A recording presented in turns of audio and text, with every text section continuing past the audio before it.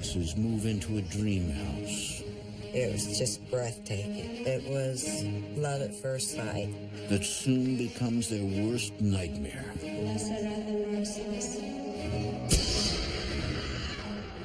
At first, the ghosts and demon taunt and tease.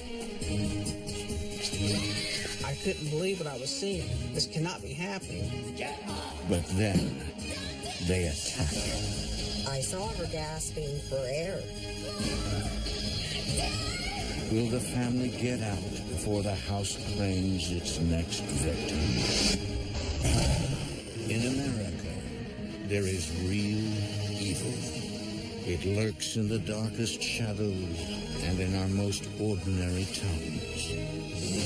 Between the worlds we see and the things we fear, there are doors. When they are opened, nightmares become reality.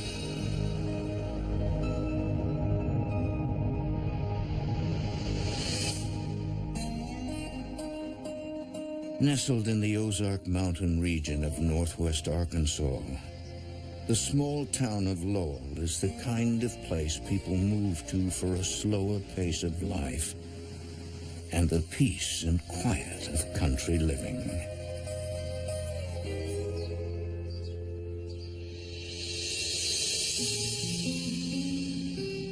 It's the summer of 1983, and the Fox family is about to meet their new home.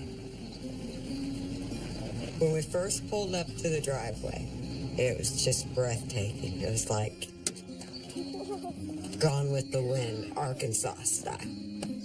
We had been living in Iowa, and jobs were so scarce. It's like we had finally made it, you know? Dad and Mom's hard work was paying off.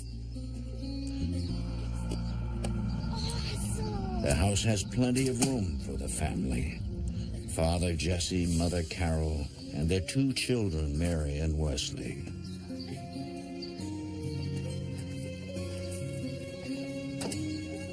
Is this all ours? Sure is.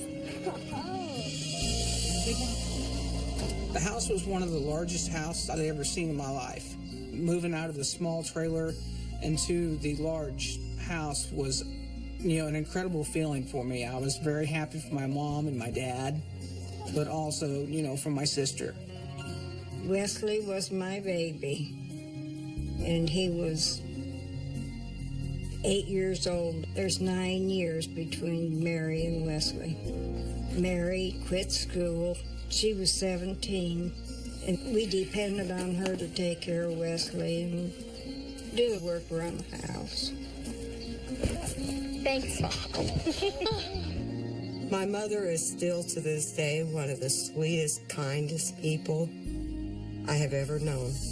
I was close to both of my parents. Okay, you guys, we're never going to get the rest of the stuff in the house if you don't stop fooling around. My father, Jesse, was typically Irish. At that point, he was fun. The Fox family feels they have lucked out in landing this house.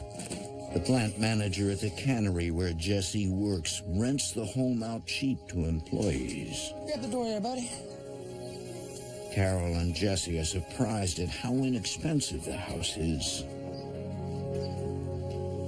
But sometimes, good deals are good deals for a reason.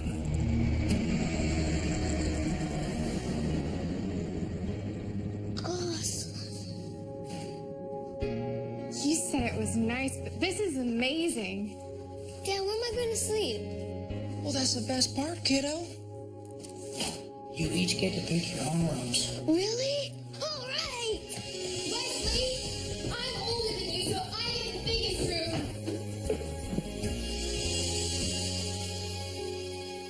room. Mary instantly falls in love with the house. It was just everywhere you looked, it was another wonder. Wow, we're going to be living here? And then Mary discovers the attic.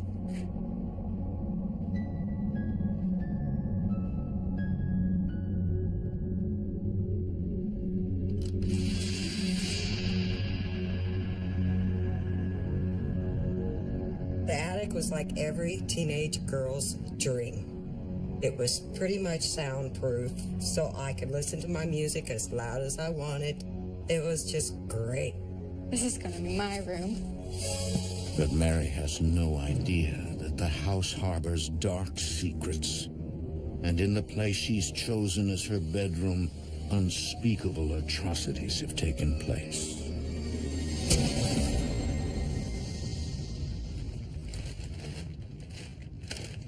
Later that afternoon, Mary unpacks boxes and watches her little brother while her parents are at work. I started off with the kitchen stuff because, a couple hours I was going to have to find Wes something to eat and needed dishes. My parents worked a lot. My relationship with Wes, I was his substitute mom. I was protective of him. And especially if mom and dad were gone, it was like, he's mine now. He's mine to watch over and to protect.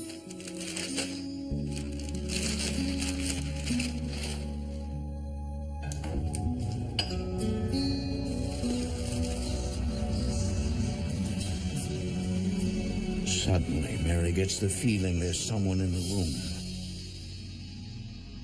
I had a sensation like somebody was really close.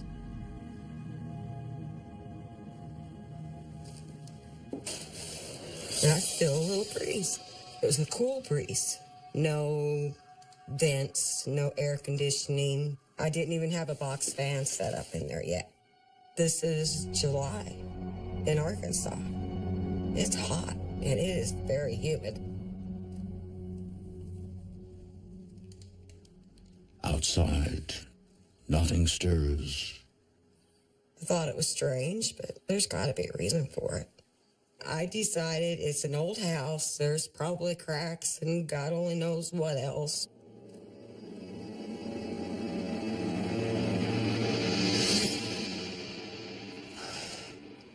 Can I go for a bike ride? Sure. Just be back by noon. Okay.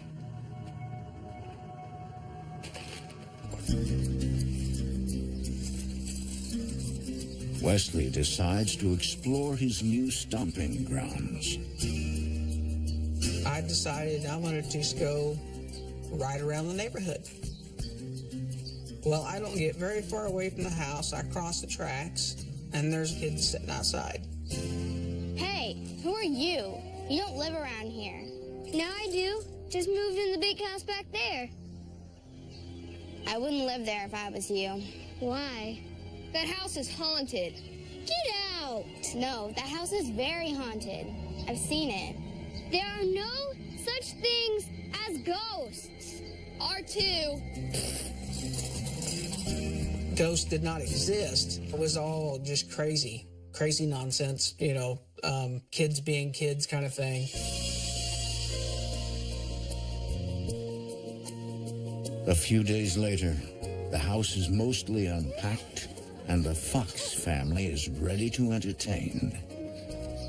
Dad decided he was going to have barbecue on a day off. It was a lot to celebrate. It was beautiful. Of course, it was hot, but we had the barbecue. I'm gonna get you. You're not. One of the people that came over was my niece, Christy. She was closer to my age, so we were pretty, good playmates. Hey, you wanna go in the basement? No, it looks creepy. What are you, scared? No. Then come on. The basement was a huge play area, especially for an 8-year-old boy. I thought that was going to be the perfect place to go play hide and go seek, is because you could go into almost any room, and it's going to take a while for someone to find you.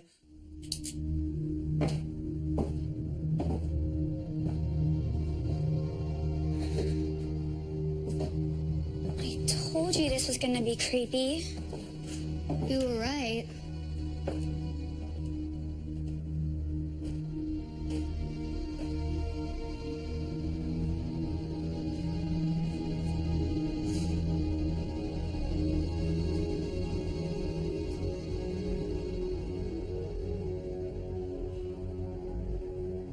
I wonder what's in here. Open it. Whoa. Thing is really creepy. Yeah. Hey, did you hear something? I'm not scared, Wesley Fox. No, shh. What? Over there.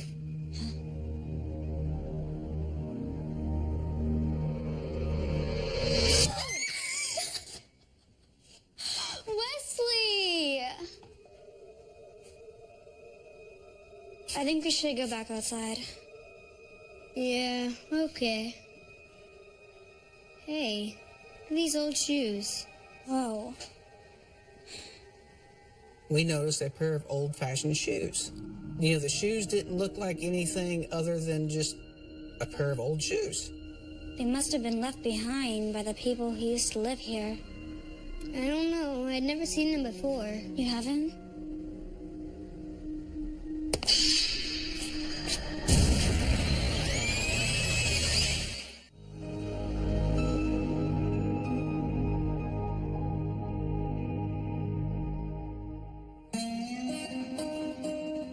In 1983, the Fox family moves to a large house in Lowell, Arkansas.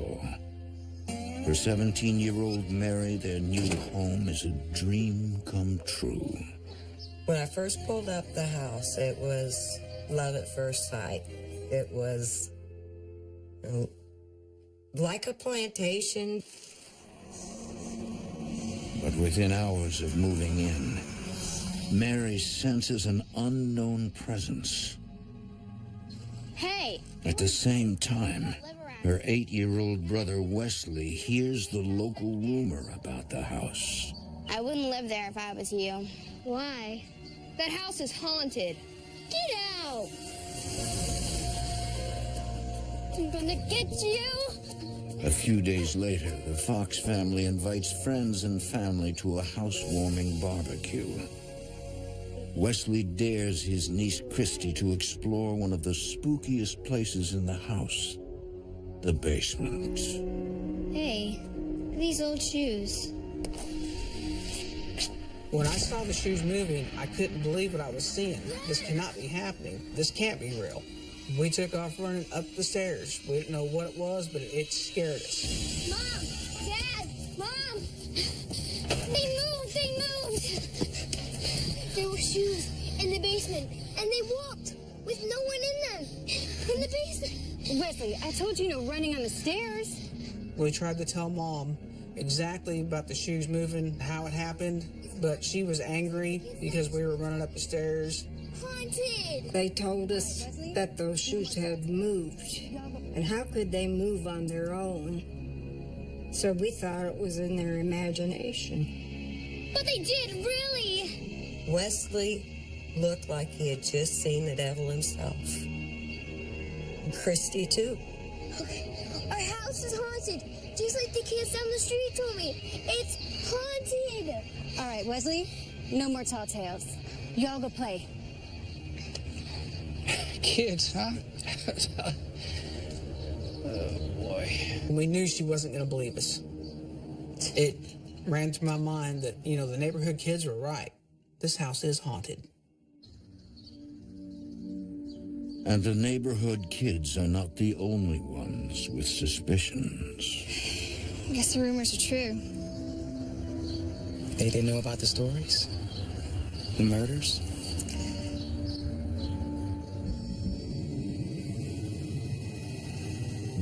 Longtime residents tell stories of multiple murders and suicides that have taken place in the house.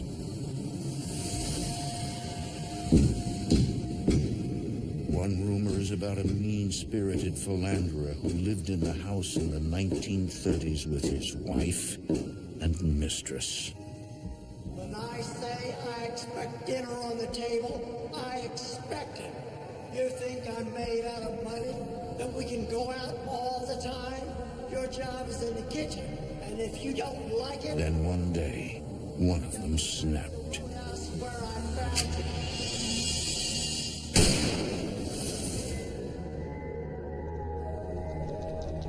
But no one in town dares tell the Foxes what they've heard. You walk into one of the convenience stores or to the post office to check the mail, and people will be talking, having conversation, and then you walk in, and it's dead quiet. It's like everybody shuts up. We found it odd at first. We didn't know what to think.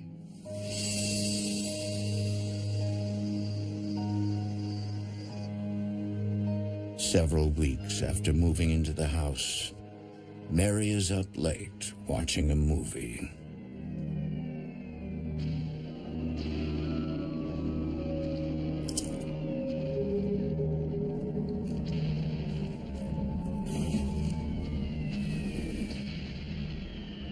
I just looked up and they're open. It's like, hey, I had those closed.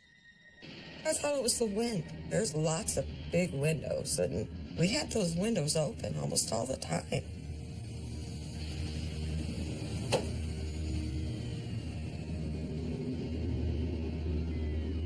And I'd just say, oh, it's got to be the breeze.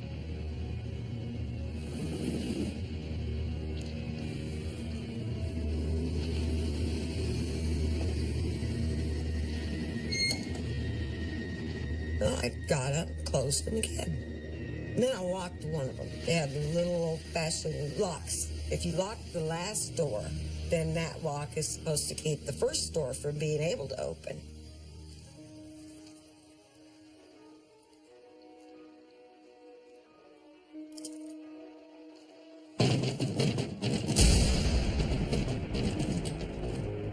They started rattling.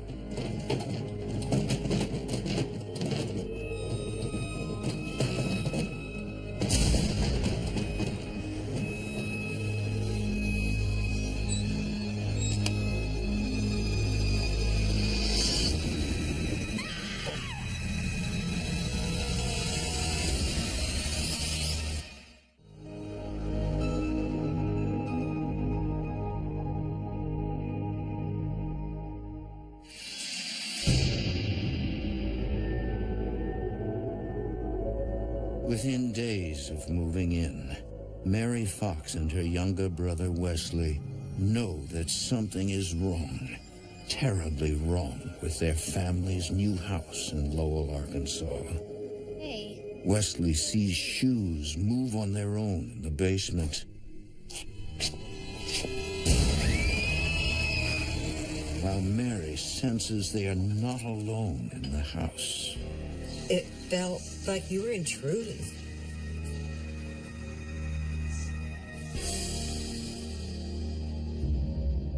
Like, you're there, the rent's been paid, deposits have been paid, utilities are on, you're supposed to be there, you belong there. But you felt totally the opposite. Like, you don't belong, you're not supposed to be there.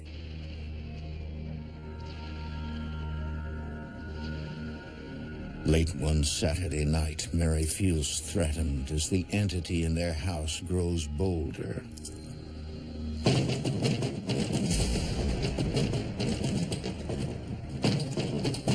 The rattling started. It was like somebody was on the other side of these doors, and I know there's no one on the other side.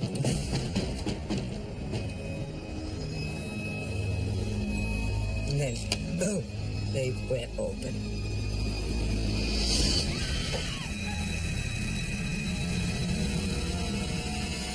I jumped up and I ran.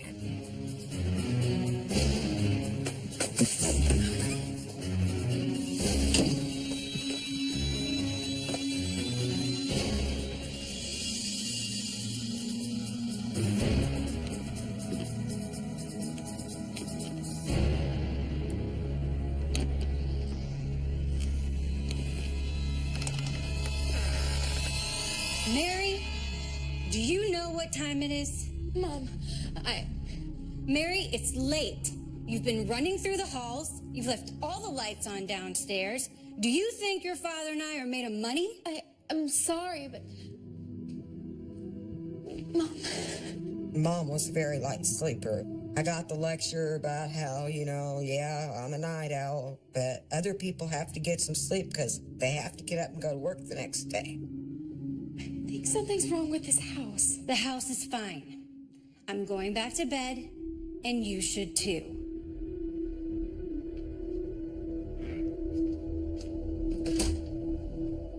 Mom didn't believe.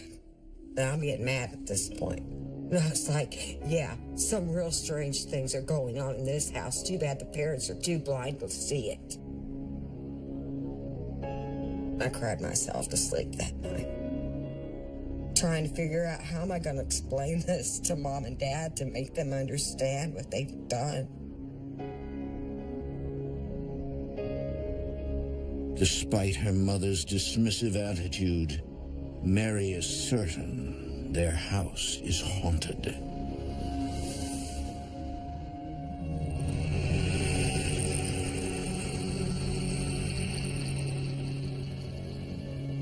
And the bumps in the night continue.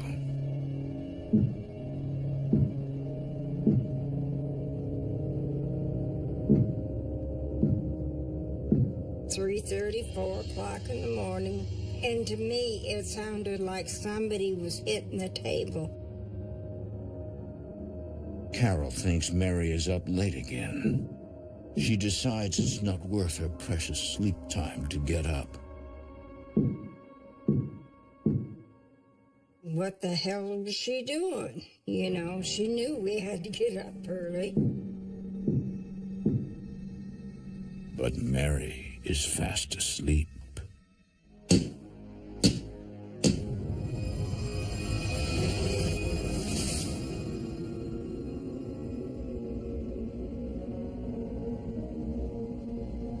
In the weeks that follow, Carol continues to hear strange noises at night, and her relationship with her daughter grows more strained. Mary, I'm tired. I work 10 hours a day. Before we moved, me and my mom were pretty close. But by the time we started talking about what was actually going on, Mom and I fought like cats and dogs. We argued day after day. I was always accusing her of making so much noise, and she knew that we had to get up early. I don't understand why you can't respect me. I have plenty of respect for you. You don't show it at all. And I come home and you're running around the house, and then you're hiding in your room. You're so distant. Got it, Mom. Got it? Mary, you're not listening to me. Why? I've heard it all before. You're hearing noises at night, somebody's making a racket, and as usual, you blame me. But why can't you see there's something wrong with this house, Mom? Mary. There's something else here with us, a ghost or something. Mary, you're on my last nerve.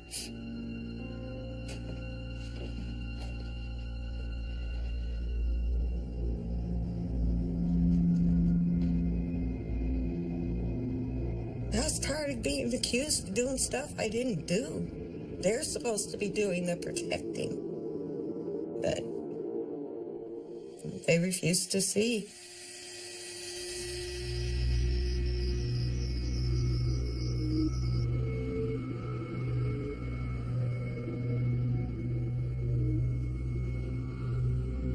One night, Mary has a dream in which she wanders through the house and eventually finds herself in her own bedroom.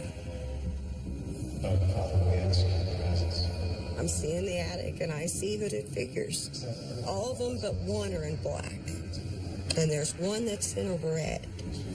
Bright red. Except it's blood. No one appears to notice her. But it's as if the house is trying to let her in on a secret. We present this to you. We present this to you.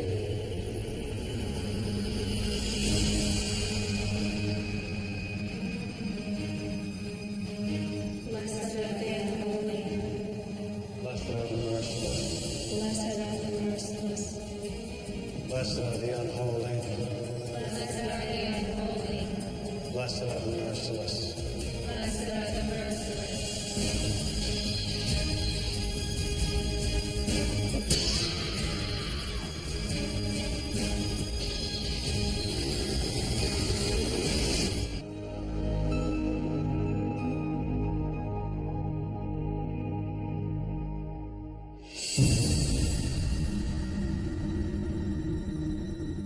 Ever since they moved into their Lowell, Arkansas home, the Fox children have felt the presence of ghosts. One rumor around town is that the property is haunted by the spirit of an old man murdered in the house in the 1930s. The Foxes are about to find out he's not the only dark entity to walk these halls. In the summer of 1983, 17-year-old Mary has a horrifying nightmare that something awful took place in her attic bedroom. I went to sleep and I'm seeing the attic and I see hooded figures. At first, no one appears to notice Mary's presence. Blessed are the merciless. And suddenly, And the man in the red, most evil eyes I've ever seen in my life.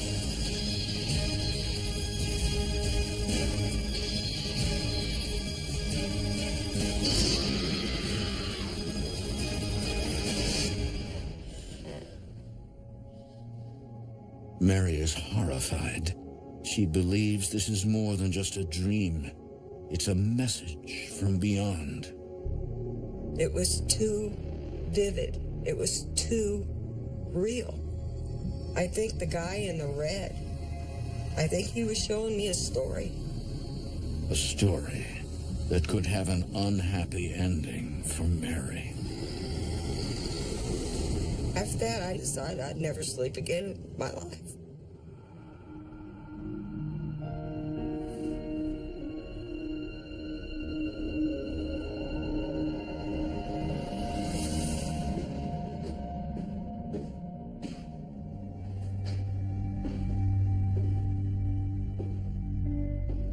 Not long after, Mary is suddenly overwhelmed with a profound sadness she cannot explain. I went from normal, happy teenager to all of a sudden I felt so sad. I didn't know why I was so emotional, but I felt like everybody in my family had just been like killed in an accident and I was a sole survivor. There's really something going on here. You know, I'm not imagining the god-awful feelings I would get when I would be in that house by myself.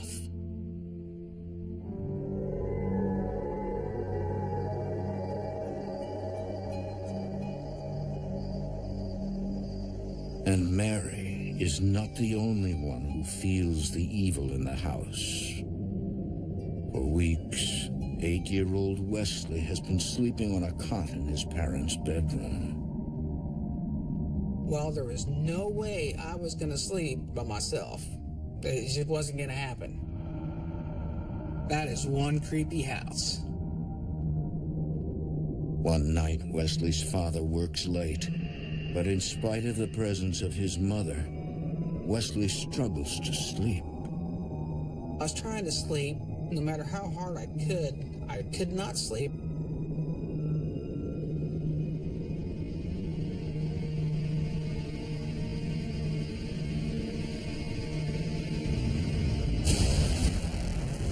And suddenly, there it was. There was a dark cloaked figure, and I could see its face, but it was just really scaly and green. It almost reminded me of almost like a lizard type face. Mommy! I reached over and tried to grab my mom, but she wasn't waking up.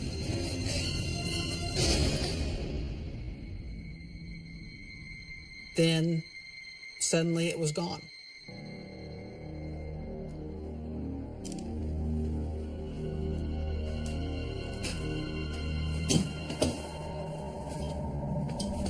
I hurried up through the covers over my head.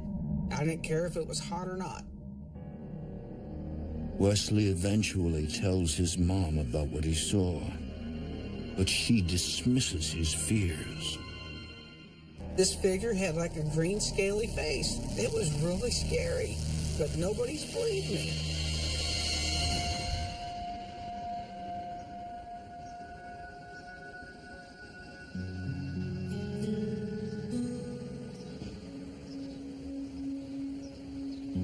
At this point, I was very frustrated and very angry. So I knew there was only one thing to do. I knew I needed to tell my sister. The two exchange ghost stories. You guys seen them too? Yeah. Mary tells Wesley about her nightmare. And Wesley describes the demon he saw in his room. And then Mary, she looks at me, and I could see it in her eyes that just maybe I have this glimmer of hope that someone's starting to believe me. Something doesn't want us here. We have to tell Mom. She's not gonna believe us. I didn't know what to think. I knew I did not want to live there at this point. I wanted out. That boy was terrified. But despite their mutual encounters, Mary can't imagine ever moving out of her dream house. We're living in a haunted house. That scared me, because I still loved that house. My biggest fear at that time was that something bad was going to happen to Wesley. But Mary's fears are misplaced. She is the one in immediate danger. The ghosts are not quite finished with her yet.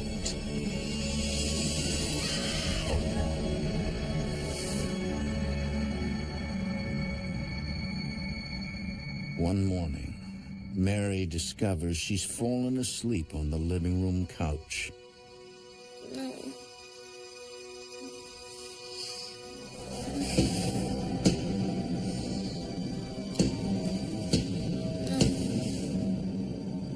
Get up. Get up.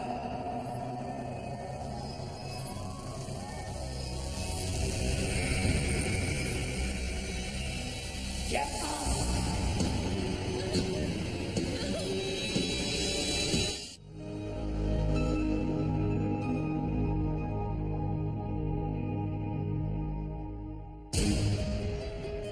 It's the fall of 1983 in Lowell, Arkansas. For the past few months, 17-year-old Mary Fox and her 8-year-old brother Wesley have been haunted by entities that inhabit the house. I was terrified. I tried to stay out of the house as much as possible.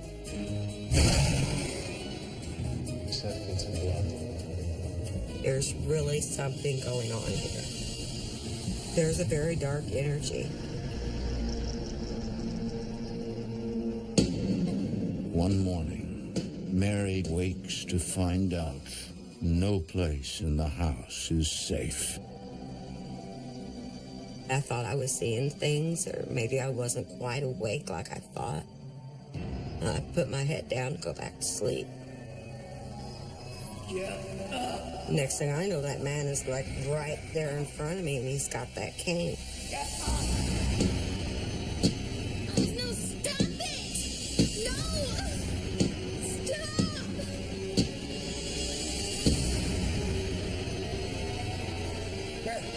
Mary, wake up, wake up. Mary, you're dreaming, honey. Who are you talking to? I look up at her, and there's an old man standing right beside her. And she doesn't see it. Are you sleeping here all night? I wanted to ask her, Mom, do you see that? Where?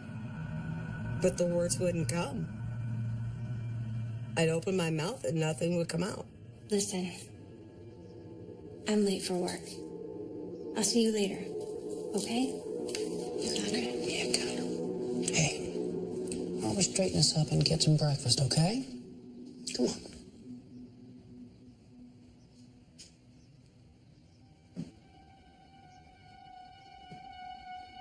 You okay, Mary?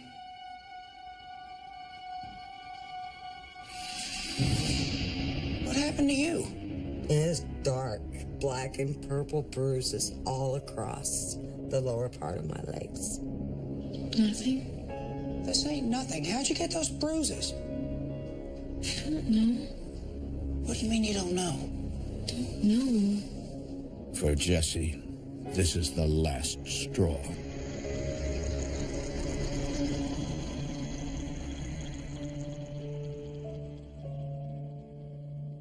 Finally, everyone in the Fox family is ready to face what's been going on in the house. We all sat and took turns telling each other the different things that happened. Me, my mother, and of course my sister Mary. It turns out, for quite some time, their mom Carol has been keeping a secret. She's been sensing things too. Jesse, I am not crazy. I heard voices in the hall. Angry voices. I heard the voices. I knew something was wrong with the house. I mean, all the times that you guys were trying to tell me something. It scared the hell out of her. You could see that in her eyes when she started talking about it. She was just as scared as we were. We were extremely scared and didn't know what to do or how to approach it. Jesse is the only one who doesn't believe anything paranormal is going on in the house. But for the first time, he can see his family is in distress. I feel like I let you guys down. I've been working so much. I didn't know it was this bad. I think my father was finally realizing that maybe we're not crazy after all. Maybe there really is something going on that is paranormal here. All right. I think it's time that we talk to someone at the church. Maybe they can help.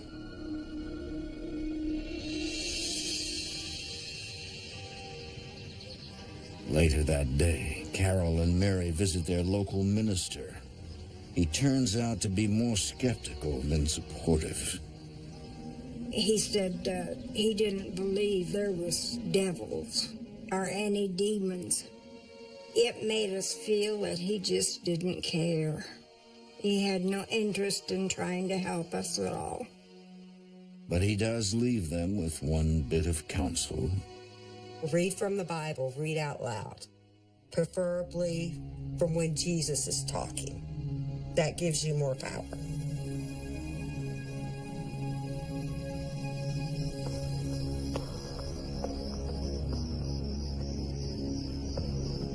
Again, the devil taketh him into an exceeding high mountain. That night, Jesse decides to take the minister's advice and fight back.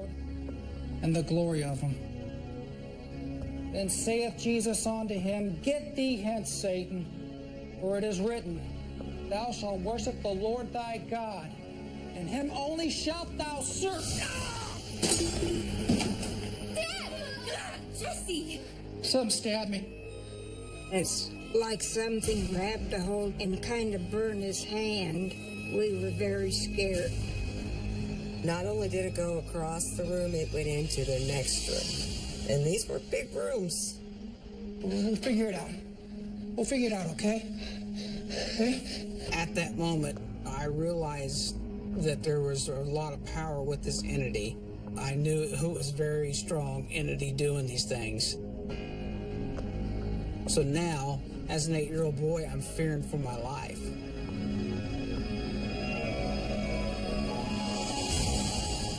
The family is at their wits' end. Jesse decides to contact his sister, Mary. Aunt Mary is a deep believer in the supernatural and thought by many to have psychic gifts. My aunt was what we call an empath, where she could feel things a lot more than what normal people can. Aunt Mary would tell us that if she walked into a house and if there was something in that house, she would know. Aunt Mary! Oh, hi! My goodness, you've gotten so big. Look at you. Aunt Mary was the only person we thought of that maybe could give us some answers.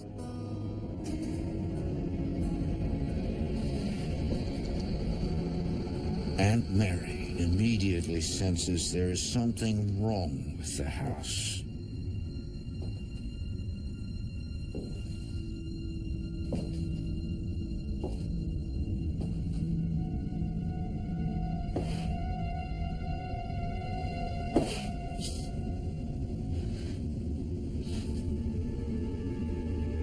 It's up here. The attic. My bedroom. Show me.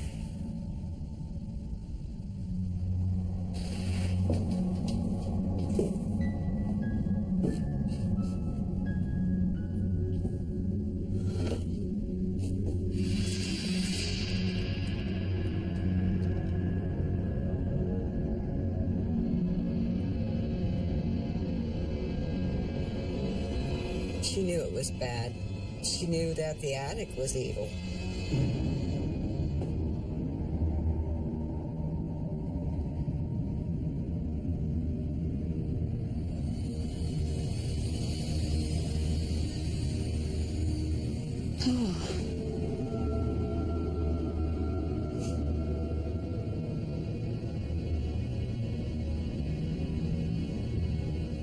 Help me.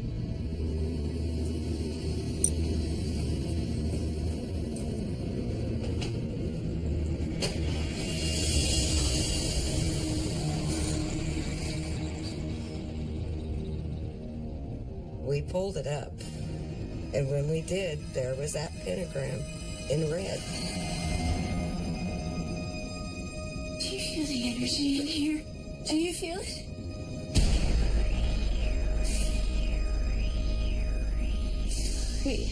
We need to get out of here.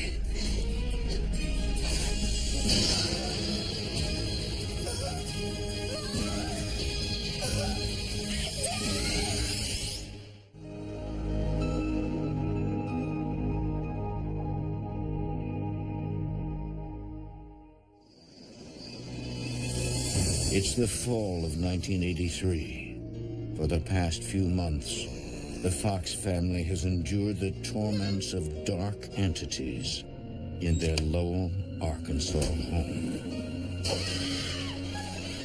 Shalt thou serve?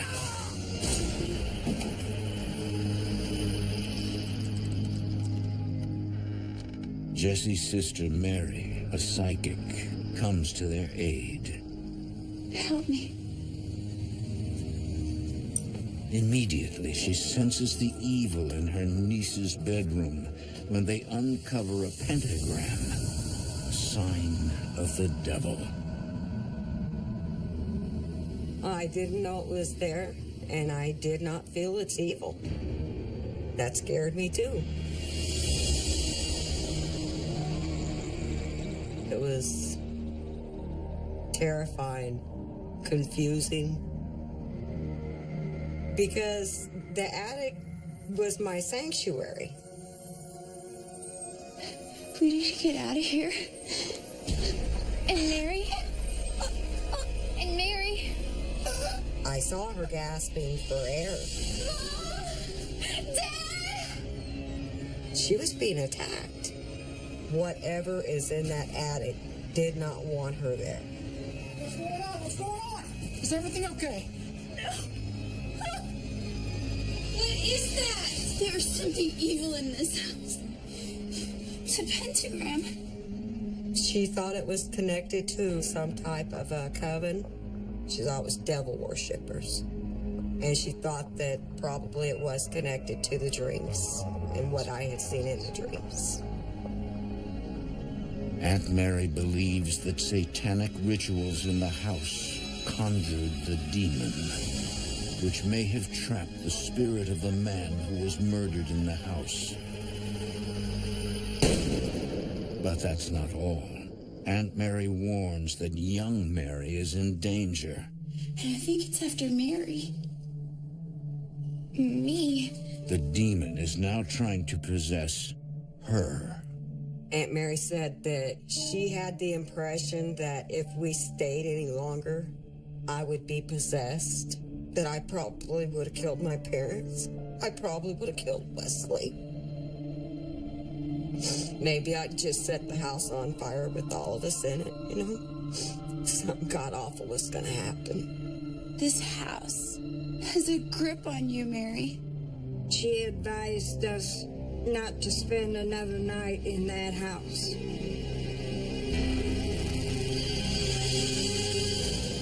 Carol and Jesse are convinced.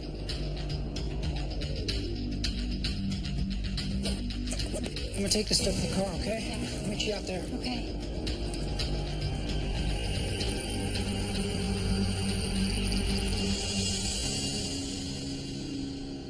But shockingly, Mary is not ready to go.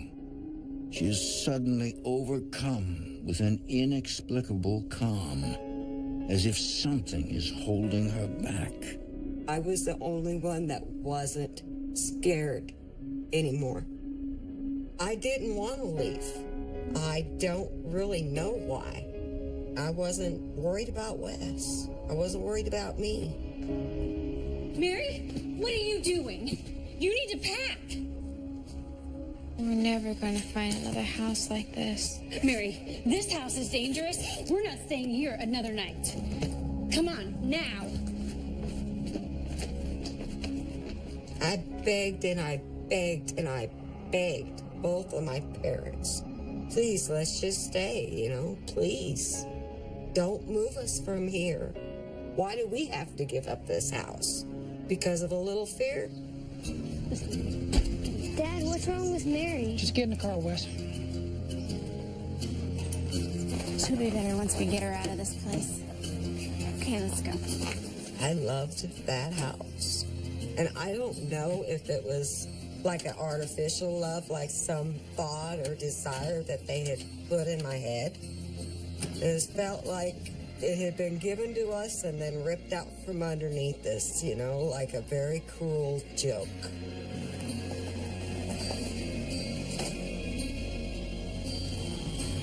I think someone was playing with my head. It had to have been a demon sucking the life out of me. Maybe my will to live, because honestly, I don't think I really cared if we made it out alive. For the next several weeks, unable to rent another home right away, the Foxes split up, living with nearby relatives.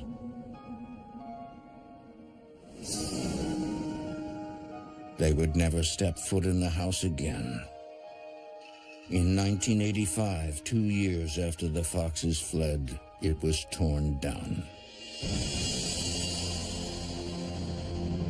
Years later, Mary Fox, her aunt, and her grown brother Wesley, now a paranormal investigator, researched the history of the home.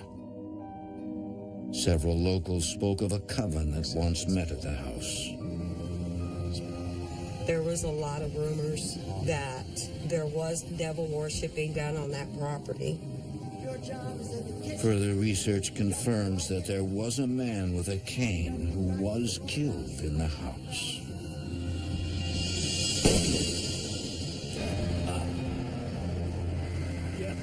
I think the man was haunting the house because of being murdered in the house.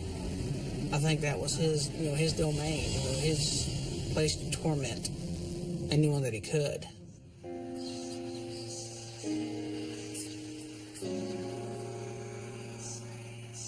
I have never gotten over this experience completely, because there's times when I'll still dream about it. A lot of people don't believe in it. If they ever have an experience with it, they will change their mind. Today, I'm so much into the paranormal. I do ghost tours. I write books. I do everything, and it's all paranormal, paranormal, paranormal. So to me, this house has shaped my life.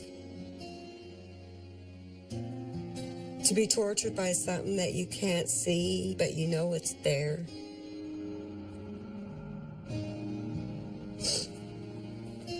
It's worse when it's over, because then you got time to sit and think of all the things that could have happened.